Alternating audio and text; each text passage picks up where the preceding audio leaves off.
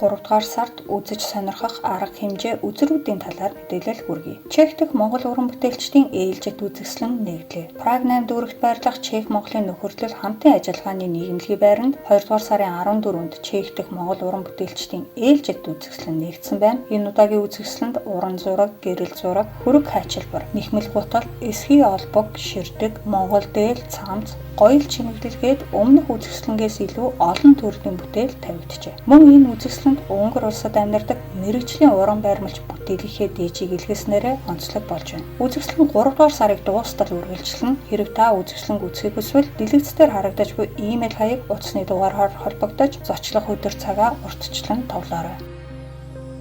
6 гүржих 6 борон үүр цайхад дугаараа хүн бүрийн сэтгэлийн хүндэн хүрсэн The Royal Heart X хамтлаг Европ тоглолтоо хийгдэж байна. Монголын амьд хөгжмийн ертөнцид шинэ дугаарлалт бүтээлч хандлагаараа ялгаран гарч ирсэн инди поп альтернатив урсгалаар дуулдаг уг хамтлагийн Чех дахь тоглолт 3 дугаар сарын 14-нд Прагийн Люцерна Music Bar-нд 18 цагаас эхэлнэ. Тасалбарын үн 1000 крон. Та бүхэн тасалбараа урьдчилан онлайнаар Portal.cg сайтаас Монгол болон гадаад банкны ач картаараа авах боломжтой. Харин үүднээс тасалбар авах тохиолдолд зөвхөн бэлэн мөнгөөр авах боломжтой.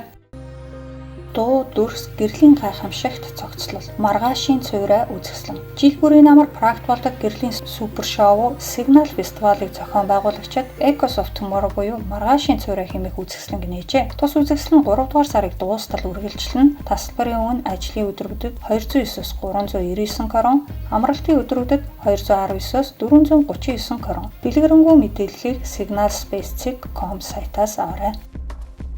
Хаврын баяр 2026 Пилсен хотод болно.